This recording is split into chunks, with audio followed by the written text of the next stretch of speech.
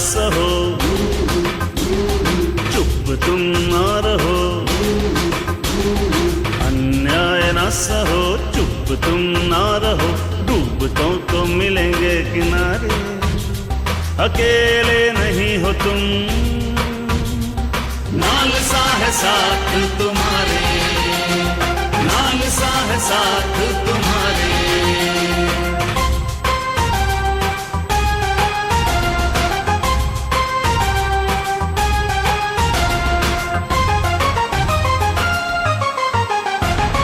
जाति भाषा धर्म में न कोई फर्क है, जो फर्क करते देते झूठे झूठे तर्क हैं। संविधान साफ साफ कहता है, संविधान साफ साफ कहता है, सब है बराबर एक समान। न्याय पे हक सभी का एक जैसा है, न्याय पे हक सभी का एक जैसा है। अकेले नहीं हो तुम, नालसा है साथ तुम्हारे। अकेले नहीं हो तुम, नालसा है साथ तुम्हारे।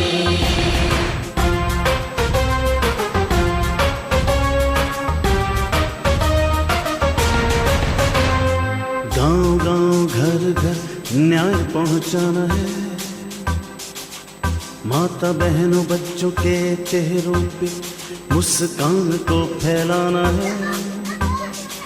बुजुर्ग है, श्रमिक है, ग्रामीण आदिवासी है, अब न कोई बेसहारा होगा।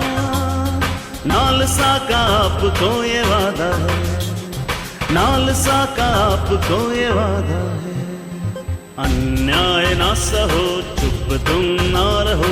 डूबतों को मिलेंगे किनारे, अकेले नहीं हो तुम। नालसा है साथ तुम्हारे, नालसा है साथ तुम्हारे।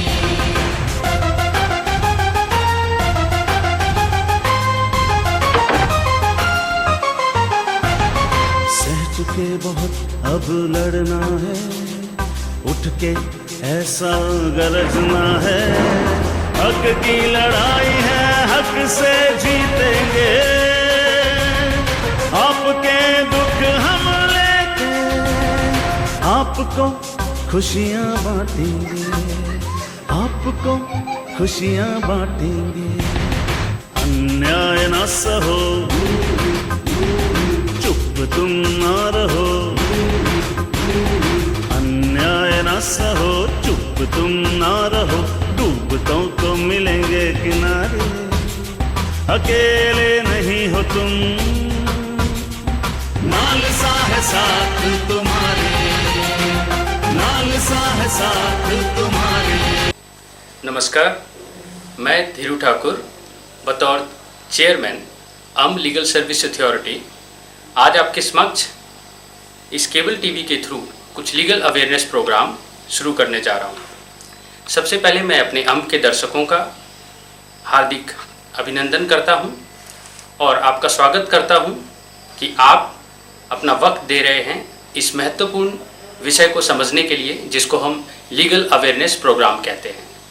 सर्वप्रथम मैं आपको ये बताना चाहता हूँ कि जिस तरह आज पूरी मानव सभ्यता एक कोरोना क्राइसिस से जूझ रही है और जिसके कारण सोशल डिस्टेंसिंग के नॉर्म्स हमें फॉलो करने पड़ रहे हैं, लेकिन जो ब्रिजमोहन की जजमेंट थी ऑनरेबल सुप्रीम कोर्ट की, उस गाइडलाइंस के हिसाब से ऑलरेडी कुछ budget allocation legal awareness programme को जो दिए गए थे वो फोरफिट हो सकते हैं और टैक्स पेयर्स का पैसा उचित तरीके से यूज ना करना ये भी अपने आप में एक अनैतिक बात होगी। इस चीज़ का संज्ञान लेते हुए honourable Supreme Court, honourable high court through NALSA and salsa ने हमें DLSA के गाइडेंस के अंदर आप लोगों के समक्ष through video conference, webinar, YouTube और WhatsApp जैसे इलेक्ट्रॉनिक एंड प्रिंट मीडिया के थ्रू लीगल अवेयरनेस प्रोग्राम के लिए आज ये आदेश दिया है। मैं अम के लोगों को और हिमाचल के भी बाकी सारे दर्शकों और जो भी इस केबल मीडिया को देख रहा है उनको ये बताना चाहता हूँ कि ऑनरेबल सुप्रीम कोर्ट ने article 39A constitution of India के तहत एक कानून जिसको लीगल सर्विसेज अथॉरिटी एक्ट 1987 कहते हैं, उसके तहत आप ही के हर जिले, हर तालुका लेवल पे सीनियर जज को चेयरमैन की पोस्ट दी और उसको लीगल सर्विसेज कहा गया। यानी ये एक सर्विस है और हम एज ए जज नहीं, हम एज ए सर्विस प्रोवाइडर अपनी ड्यूटी समझते हुए आप लोगों के बीच में हैं। ऐसा मानना है कि जब तक हमें कानून का ज्ञान नहीं होता, और कानून का ज्ञान केवल लॉयर्स, जजेस इनके लिए नहीं है, कानून का ज्ञान एक किसान वाले को जो अभी खेती में उलझा हुआ है, एक लकड़हारा, एक लोहार, जिनके बगैर चाहे कोरोना क्राइसिस हो या कोई भी महामारी, ये देश एक दिन भी आगे नहीं बढ़ सकता। जी हाँ, इवन एक हाउसवाइफ जो घर में काम करती है, बच्चों का ध्यान रखती है, और ये बात मैं नहीं कह रहा।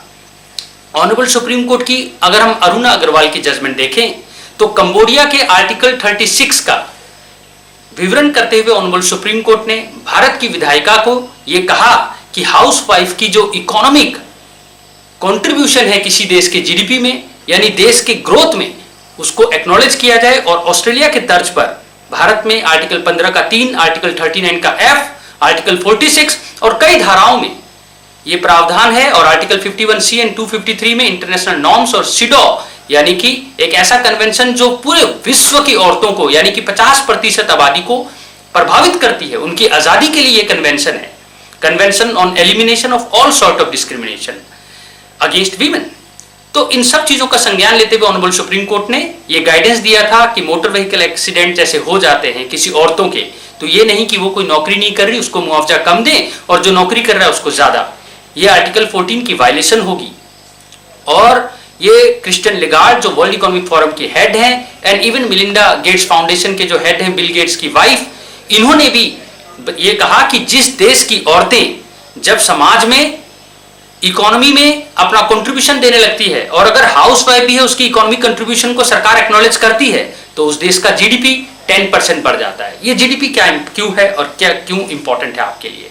दोस्तों, जैसा कि आपने न्यूज में देखा होगा, भारत अपनी एजुकेशन पॉलिसी को लेके आ रही है और एक नई एजुकेशन पॉलिसी की व्यवस्था की जा रही है, क्योंकि भारत ने यह देखा कि जिम्बाब्वे जो हमसे भी बहुत बहुत बहुत ज्यादा गरीब है, इतना गरीब है कि जो आपके देश का 1 रुपया है उसकी वैल्यू 127 रुपये हो जाती है अगर जिम्बाब्वे जाएं। डाटा थोड़े से इधर उधर हो सकते हैं, पर महत्वपूर्ण बात यह है कि इतना गरीब कंट्री भी 7.5, जी हां वापस सुने, 100 रुपये में से 7.5 रुपये, यानी विश्व में स्वीडन, फिनलैंड, यही कुछ ऐसे कंट्रीज हैं जो इतना हाई एलोकेशन बजट को देते हैं। पूरे भारत में दिल्ली और पूरे वर्ल्ड में जिम्बाब्वे, स्वीडन, फिनलैंड, जिन्होंने तरक्की की बुलंदियां देख ली वो है फिनलैंड और स्वीडन, लेकिन जिन्होंने नहीं देखी वो भी ये समझते हैं कि हमारी फेलियर का रीजन अगर है तो लैक ऑफ एजुकेशन बजट। इसी चीज का संज्ञान भारत ने लिया। मैं आपको बता दूं, अनफॉर्चुनेटली ऐसा नहीं है कि पहली बार कोई एजुकेशन पॉलिसी आई है। और इस लीगल अवेयरनेस प्रोग्राम में एजुकेशन पॉलिसी क्यों इंपॉर्टेंट है? क्योंकि लीगल भी एक एजुकेशन ही है। इस एजुकेशन को टीचर बनकर ही हम जजेस आप तक पहुंचा रहे हैं। क्योंकि दर्शकों, जो जिम्बाब्वे है उसने अपनी फेलियर से सीखा। भूटान जो हमारी तरह डेवलपिंग है लेकिन ग्रॉस हैप्पीनेस में, जीडीपी में नहीं, ग्रॉस हैप्पीनेस प्रोडक्ट जीएचपी में वर्ल्ड में नंबर 1 है। जी हाँ, हैप्पीनेस। क्योंकि हम चाहते हैं कि हमारा लिटिगेंट, हमारा स्टेक होल्डर, हमारी जनता अल्टीमेटली क्या हो, खुश हो, उसके चेहरे पे सिकन ना हो। वो किसी भी जजमेंट के थ्रू, वो कब आएगा? जब आप अपने अधिकारों को जानेंगे और आपको कोई गुमराह नहीं कर पाएगा। अगर आपके साथ कोई हादसा हो जाता है तो आपको पता होना चाहिए कि आप गाड़ी का नंबर थोड़ी देख पाएंगे जब आपका एक्सीडेंट हुआ, और आसपास के लोग भी सपोर्ट नहीं करते। तो क्या जजेस इन बातों को नहीं जानते?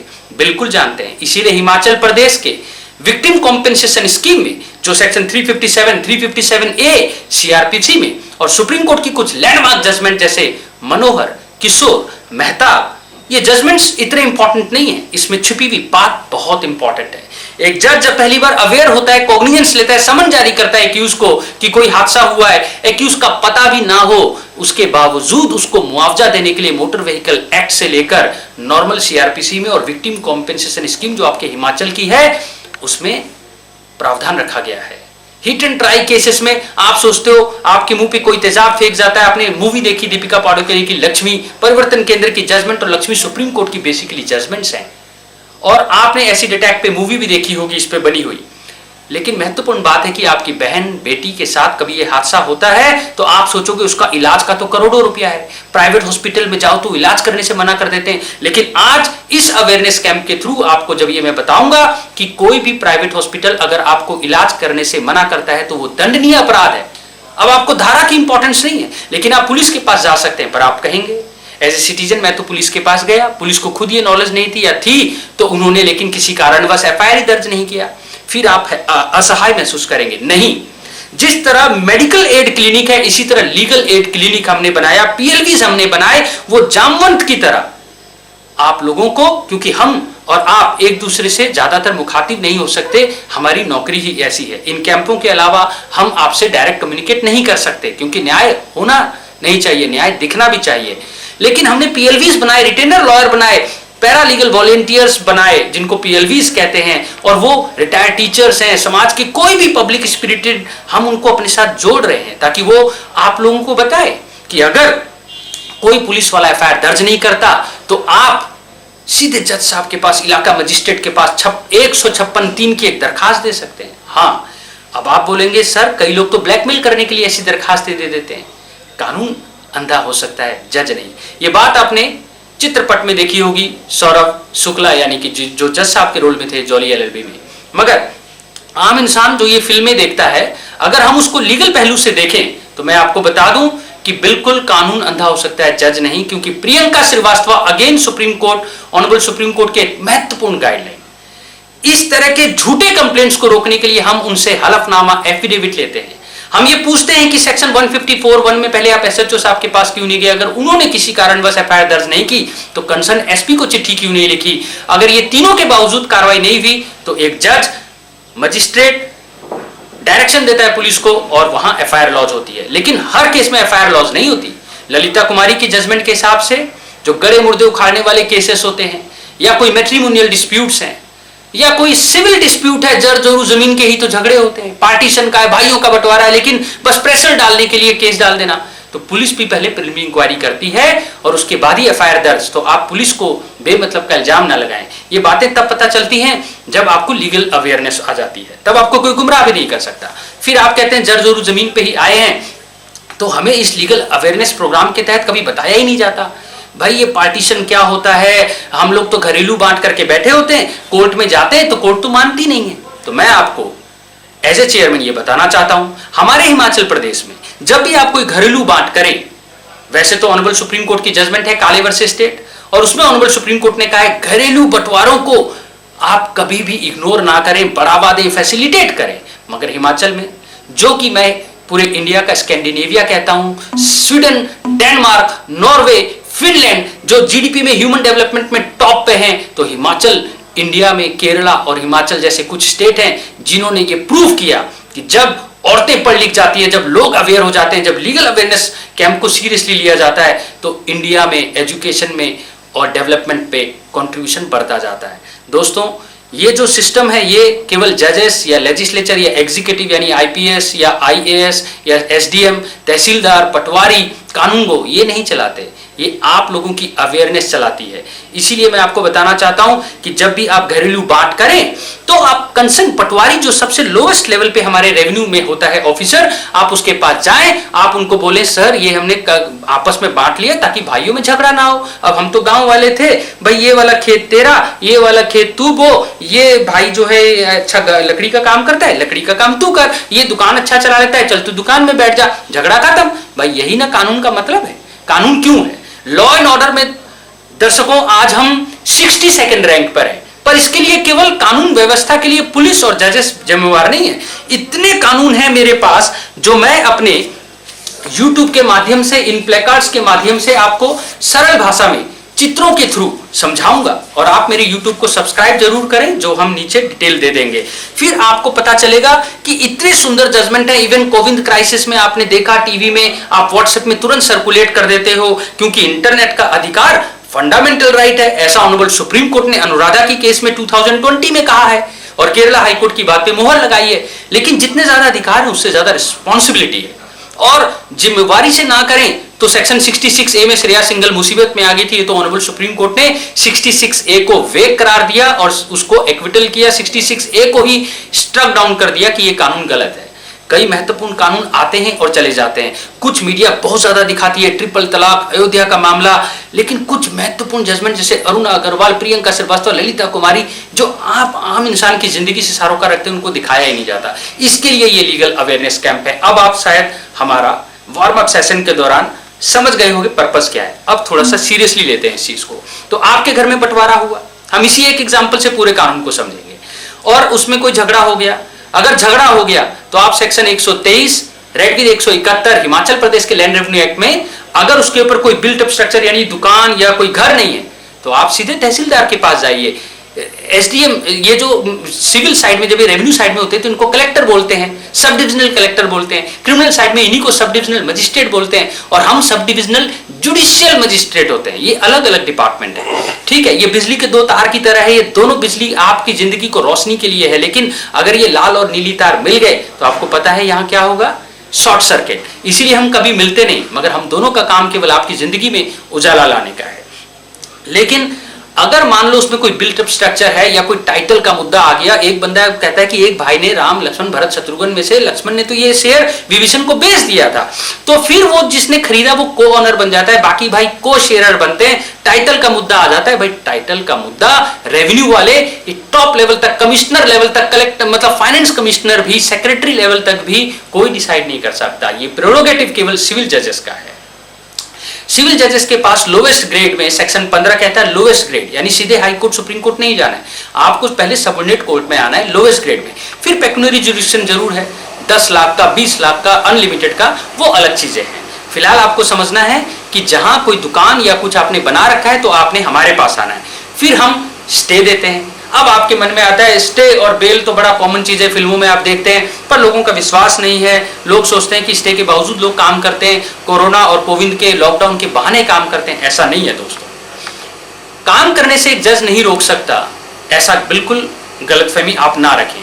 मैं आपको ये बताना चाहता हूं, अगर आपको लगता है कि जब भी आप काम करना शुरू करते हो आपका पड़ोसी स्टे डाल देता है और जज साहब भी आपको बिना सुने स्टे दे देते हैं, क्योंकि ऑर्डर 39 रूल 1 एंड 2 में ऐसा प्रावधान है कि एक तरफा बिना सुने भी दिया जा सकता है। क्योंकि जब तक हम सुने, जब तक आपकी सर्विस हो और आप इवेट करें और आप महीने बाद तो आप कंस्ट्रक्शन कर दे, तो आजकल तो दिन रात कंस्ट्रक्शन चलते हैं। लेकिन अगर आपको ऐसा लगता है तो क्राइम में, क्रिमिनल केसेस में जैसे हम एंटीसिपेटरी बेल लेते हैं, सिविल में भी सेक्शन 148 कैपिटल ए का कैवियट होता है सिविल प्रोसीजर कोड में।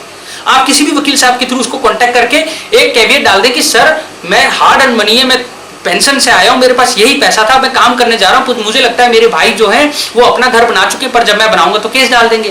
भाई यही मुसीबतें तो है ना, ये हर घर की कहानी, ये हर एक घर की कहानी है। घर में 5 भाई हैं, एक नौकरी करता है, बाकी घर में काम करते हैं। जब वो नौकरी वाला फौज से या अपने डिपार्टमेंट से वापस आता है, उसको ये मुसीबतें आती हैं।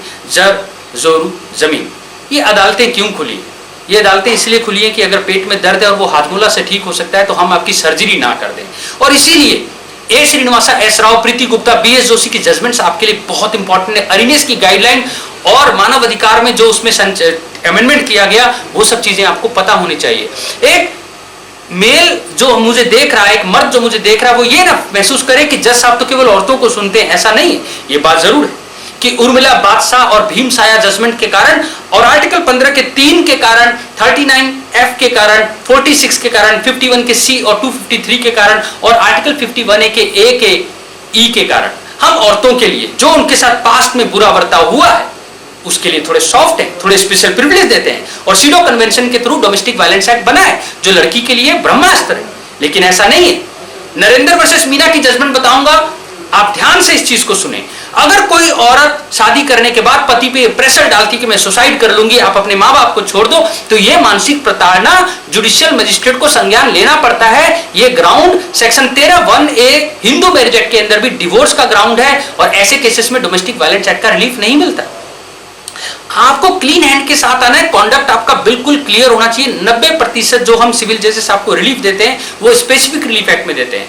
स्टे, इंजंक्शन जिसको हम कहते हैं, परमानेंट हो या मैंडेटरी हो या रिसेशन, डिक्लेरेशन, 90% रिलीफ तो हम इसी एक्ट में देते हैं। छोटा सा एक्ट है, सेक्शन केवल 42 है, लेकिन इसके सेक्शन 20 में जो अमेंडमेंट के बावजूद मैं आपको कहूंगा ये एक इक्विटेबल रिलीफ है, डिस्क्रिशनरी रिलीफ है। हम सबसे पहले देखते हैं कानून एक तरफ, भाई आप झूठ तो नहीं बोल रहे कि आप ब्लैकमेल तो नहीं कर रहे, यही बात हिंदू मैरिज एक्ट में सेक्शन 23 में है।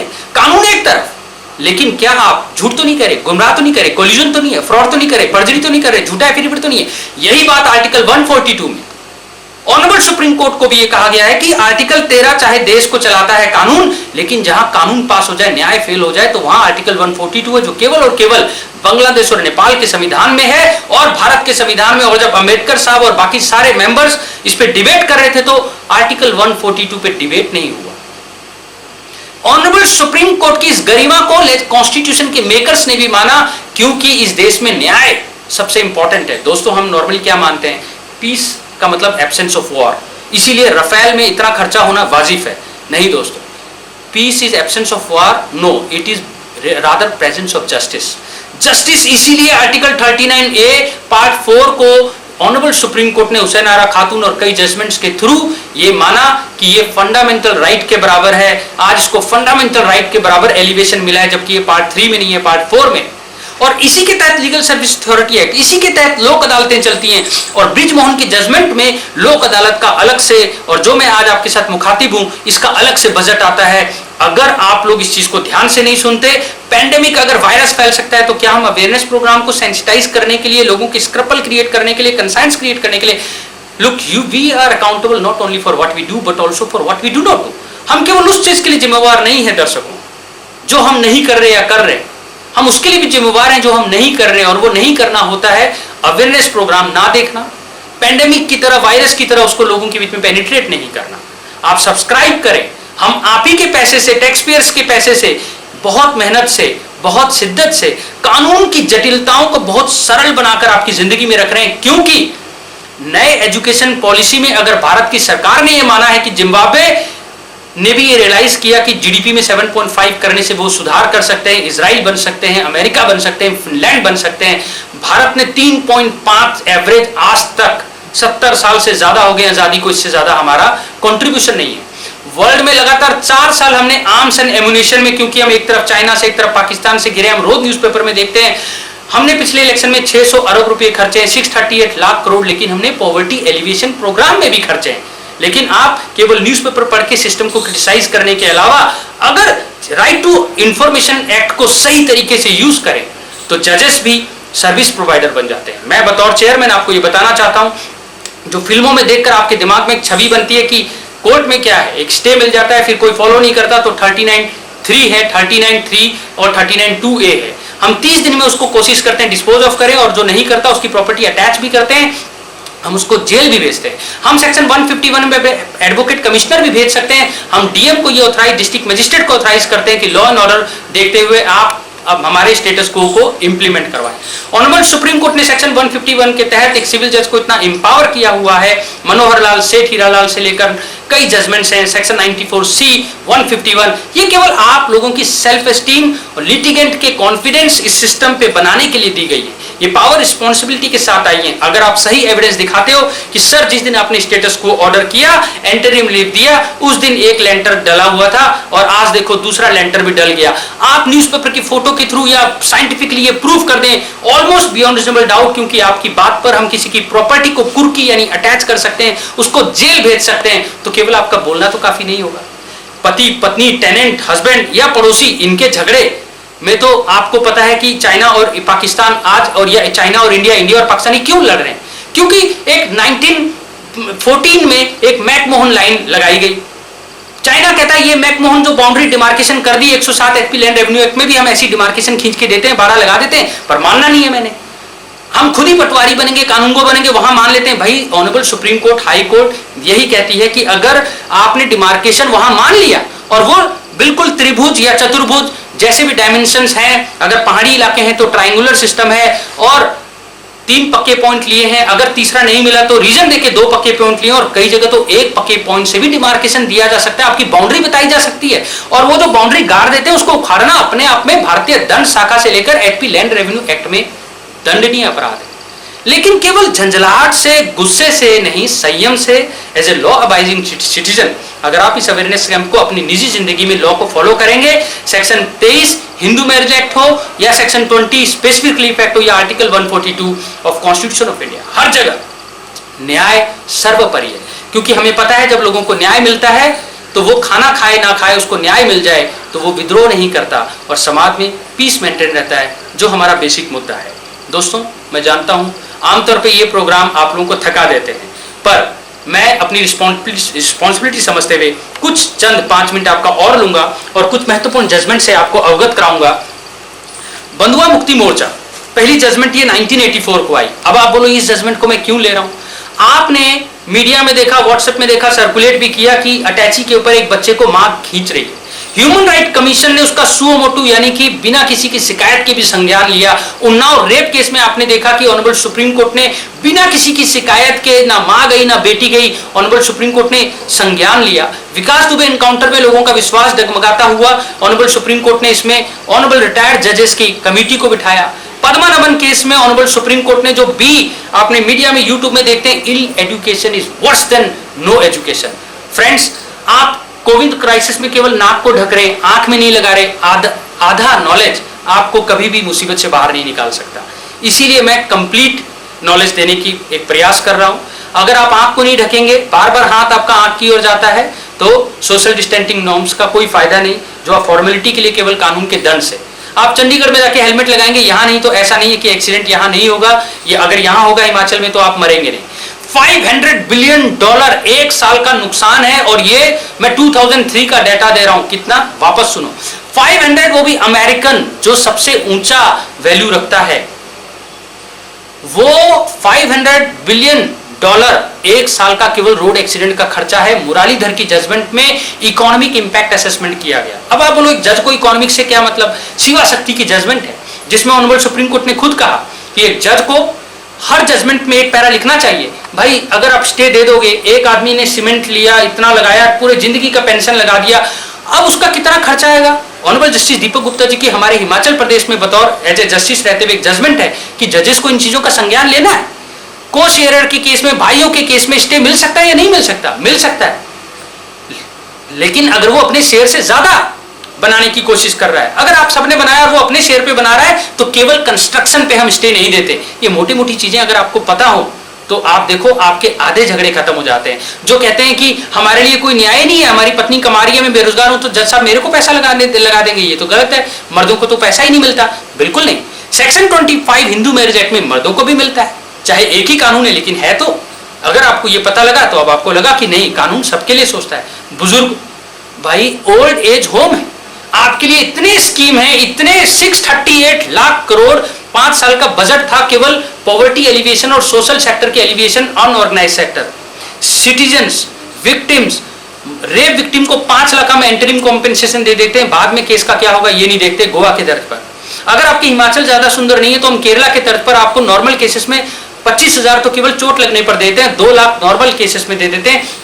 ये बात सुरेश में कही गई, मनोहर में कही गई। अगर एक्यूज गरीबी उसके जेब से नहीं हो सकता तो हम सरकार को रिकमेंड करते हैं, ये बात मेहताब में कही गई। तो बंधुआ मुक्ति मोर्चा मैंने क्यों उठाया? बंधुआ मुक्ति मोर्चा मैंने इसीलिए उठाया क्योंकि कोरोना क्राइसिस में मैंने आपको कहा कि मां उसको घसीट रही है और आपने देख लिया, लेकिन इसी जजमेंट में कहा गया था कि जब आप पैदा हुए मरने तक, चाहे सरकार के पास बजट है या नहीं है, आपका अधिकार है एक डिग्निफाइड जिंदगी जीने का, ना कि इस तरीके से असहाय महसूस करने का। आज कोविड क्राइसिस में चाहे इकोनॉमी स्लम्प डाउन में चली गई है, लेकिन उसके बावजूद सरकार की ये ड्यूटी बनती है, और ऑनरेबल सुप्रीम कोर्ट ने 2020 में वापस इसका संज्ञान लिया। बंधुआ मुक्ति मोर्चा के ही बेसिस पर आपने देखा कि जितनी पॉलिटिक्स हो रही थी, राजनीति हो रही थी, उसको बंद किया और कहा ये सरकार का मौलिक ये ड्यूटी है, ये सरकार की basically moral, ethical, legal duty है कि कोई भी जो आए जाए जाना चाहे अपने घर, तो फिर उसका खर्चा सरकार उठाए। मुफ्त कर दिया आना जाना। और मनरेगा हर बेरोजगार आदमी को अपने ही रूरल इलाके में आपको 100 दिन नौकरी देनी है, आप नहीं दे पाओगे तो बेरोजगार भत्ता है। मैं आपको बता दूं, आप कहोगे कि सर सब तो ऐसे ऐसे एंट्री मिल जाती है अपने अपने हिसाब से, और हमारे को हम जाते हैं तो हमारे पास जॉब कार्ड है, उसके बावजूद हमें नहीं मिलता। तो मैं आपको बताऊं, ऐसी एक शिकायत बतौर चेयरमैन मुझे गोहर मंडी में आई, और मैं 5.5 घंटे की यात्रा तय करके आपको अपने पास नहीं बुलाया, मैं आपके पास आया, गांव में आया। ये आपको पावर अगर आपको पता हो तो मैं यहां पर भी आऊंगा और वहीं के वहीं बैठकर आपका निपटारा किया जाएगा। और उस केस में शायद वो भारत का पहला केस था, बेरोजगारी भत्ता का ऑर्डर बतौर चेयरमैन दिया गया। तो बंधुआ मुक्ति मोर्चा आपने देखा किस तरह आपकी जिंदगी में रेलेवेंट है। उन्नी कृष्णन, एजुकेशन पॉलिसी मैंने आपको बताया 3.5 एवरेज है, और अब हम उसको 6% करने जा रहे हैं। नालंदा पूरे विश्व का पहला यूनिवर्सिटी, इंटरनेशनल यूनिवर्सिटी, नालंदा, इसका मतलब होता है ये जो ज्ञान है, जिस तरह हम स्प्रेड कर रहे हैं, पेंडेमिक बना रहे हैं, वायरस की तरह फैला रहे हैं, इसी तरह नालंदा का मतलब ही ये था कि ज्ञान चारों तरफ इसका गिफ्ट फैलना चाहिए। पूरे वर्ल्ड का पहला इंटरनेशनल यूनिवर्सिटी जो मेडिटेशन पे काम कर रहा था, क्योंकि अगर एक जनरेशन हम मेडिटेशन स्टेज में लेके जाएं, जो डेल्टा वेव सीक्रेट करें। अब आप बात बोलोगे, पर मैं आपको बताऊं, अगर कहने का मतलब है अगर आप ऑर्गेनिक जीवन जियो, नीड बेस्ड जीवन जियो, कोई भी आप डिसीजन लेते हो, एक कपड़ा भी खरीदना है तो क्या ये नीड है या केवल ग्रीड है? ये नहीं कि आपकी तनख्वाह ज्यादा है तो आप सेकंड शर्ट, तीसरा शर्ट ले लो। ये जो गैप आ रहा है गरीब और अमीर का, ये poverty is mother of all crime, ये ऑक्सफैम की रिपोर्ट में, सिपरी की रिपोर्ट में ऐसी है कि दिल दहल जाता है। और इसीलिए मैं आपको सेंसिटाइज करने के लिए आता हूं कि हम भारतीय पूरे वर्ल्ड में बहुत अच्छा रिकॉर्ड रखते हैं सबसे कम वेस्ट करने का। और इसीलिए मैं आप लोगों को एक बार और अभिनंदन करता हूं कि एक आम इंसान बहुत कम वेस्ट करता है, क्योंकि हर चीजों का कंट्रीब्यूशन अल्टीमेटली जीडीपी में आता है। आप हैरान रह जाओगे। मैं आपको बताना चाहता हूं, भारत आज भी 6th अमीर कंट्री है। मैं वापस कह रहा हूं, ध्यान से सुन लेना, गूगल में चेक कर लेना, हम 6th अमीर कंट्री है। मैं क्यों बता रहा हूं? क्योंकि हमारे पास पैसा है। हम विश्व की सबसे strong, oldest, lengthiest constitution, oldest democracy America, लेकिन लेंथियस्ट कॉन्स्टिट्यूशन हमारा और सबसे स्टेबल डेमोक्रेसी हमने दिया पूरी साउथ ईस्ट एशिया में। ये कोई छोटी अचीवमेंट नहीं। हमारा पहला इलेक्टोरेट आज भी हिमाचल में नेगी साहब है, ये कोई छोटा अचीवमेंट नहीं। लेकिन ये अचीवमेंट, मैंने आपको बताया, कोई भी कोरोना क्राइसिस 100 साल बाद हर बार रिपीट होता है, सारे टेक्नोक्रेट और रजवाड़े खत्म हो जाएं, लेकिन जिस दिन ये लोहार, ये किसान, ये घर की हाउसवाइफ खत्म हो जाएगी, ये धरती एक दिन नहीं आगे बढ़ सकती। और इसीलिए आप लोगों का अवेयर होना बहुत बहुत बहुत इंपॉर्टेंट है। एक जज अवेयर होता है तो ज्यादा से ज्यादा एक केस में न्याय करेगा, तारीख पे तारीख, तारीख पे तारीख, वो केवल एक जज कैलेंडर बना देगा। लेकिन अगर आप अवेयर होंगे, आपको रामा रामेश्वरी की गाइडलाइन पता होगी सिविल साइड में और क्रिमिनल साइड में राशिद, तो आप जज साहब को कह सकेंगे, सर मेरी बेटे की शादी है अगले साल, सर ये वाला तारीख ना दें, सर एक केस डल गया, अब तो 3-4 साल में कुछ सोच भी नहीं सकता, कभी भी मुझे कोर्ट में बुलाया जा सकता है। नहीं, चार्ज फ्रेम करते ही, इशू लगाते ही आपकी कंसल्टेशन दूसरी पार्टी की कंसल्टेशन से बिल्कुल आपके हिसाब से गवाही कब होगी, चार्ज कब लगेगा, आपसे मुखातिब कब होगी कोर्ट अगर क्रिमिनल केस है 313 में, और आर्गुमेंट कब सुना जाएगा, और यहां तक कि जजमेंट कब होगा, ये डेट पहले ही फिक्स कर दिया जाता है। और ऐसा फिक्स करते ही जजेस 21st सेंचुरी में जजेस नहीं रहते। वैसे भी ऑर्डर 32A में, ऑर्डर 27 में जजेस नहीं होते, सेटलर होते हैं। वलसमा पॉल, जलौर, ब्रिजमोहन, सुप्रीम कोर्ट की बहुत सारी जजमेंट हैं कि जजेस को अब अपना माइंडसेट भी चेंज करना है और सर्विस प्रोवाइडर बनना है। और इसीलिए मैं आपसे अलविदा लेना चाहूंगा कि ज्ञान तो बहुत है, नॉलेज बहुत है, अतः सागर। हम लॉ के स्टेक होल्डर्स भी कभी भी अगर केवल बेर एक्ट पढ़ना शुरू करें तो पूरी जिंदगी बेर एक्ट ही नहीं खत्म हो। लेकिन अगर मोटे तौर पर हमें ये पता लग जाए कि ओल्ड के लिए ओल्ड एज होम है, उनके लिए हमारे पास अलग से बजट है, पेंशन देती है सरकार, अगर आप कुछ भी नहीं करते, केवल आप देश के सिटीजन हो, आप 64 साल से ऊपर हो, तो आपको 65 साल से ऊपर हो, और अब इसको 60 भी करने का कहीं कहीं चेंज किया गया है। अगर आप दलित हो, आप शेड्यूल कास्ट ऑफ औरत हो, तो फ्री का लीगल एड है, आपको मुफ्त का वकील दिया जाता है, आपको ओल्ड एज होम का प्रावधान है। अगर आप इंटर कास्ट शादी करते हो और आपके पास कोई घर नहीं है तो आपके लिए हमने सेफ होम बना दिए हैं। ये बात लता वर्सेस से शक्ति वाहिनी के कई जजमेंट में, कोई लड़का आपको स्टॉक करता है, आप कॉलेज गोइंग गर्ल्स हैं, तो इसके लिए पवन वर्सेस स्टेट हमारे हिमाचल की जजमेंट है कि you have right to reject also. भाई लड़की पिछले 2 साल में डेवलपमेंटल ज्यूरिस्प्रूडेंस को नई आजादी मिली है। आप ट्रांसजेंडर के लिए भी हमारे देश में नौकरी का प्रावधान है। डिसेबल लोगों के लिए ऑनरेबल सुप्रीम कोर्ट ने आर्टिकल 16 संविधान का याद दिलाया कि उसके तहत इनको हॉरिजॉन्टल रिजर्वेशन दिया जाए नौकरियों में। और इसीलिए ब्लाइंड आदमी भी आईएएस बन पाया, क्योंकि केवल अवेयरनेस थी। वरना सरकार की स्कीम, सारे पैसे 638 लाख करोड़ आप तक ट्रिकल डाउन ही नहीं हो पाते। हर एसडीएम, हर आईएएस, हर जज आप तक नहीं पहुंच सकता। सिस्टम बहुत सुंदर है। हम 6th अमीर कंट्री हैं। हम इस देश को आर्टिकल 37, 38, 39 के तहत स्वर्ग बना सकते हैं। वो तब होगा जब इन लीगल अवेयरनेस जो मैंने आज आपके साथ थोड़ा सा शेयर किया, उसको आप ज़्यादा से ज़्यादा सुनेंगे, चेन रिएक्शन बनाएंगे और सब्सक्राइब करेंगे, जो नीचे आपको लिंक प्रोवाइड किया जा रहा है। नमस्कार, मैं Dhiru Thakur, chairman taluka legal service authority. हमारे अम्ब स्टाफ की तरफ से, अम्ब बार की तरफ से, honourable Supreme court, high court और डीएलएसए के गाइडेंस के तहत आप सबका आभार व्यक्त करते हैं। जय हिंद।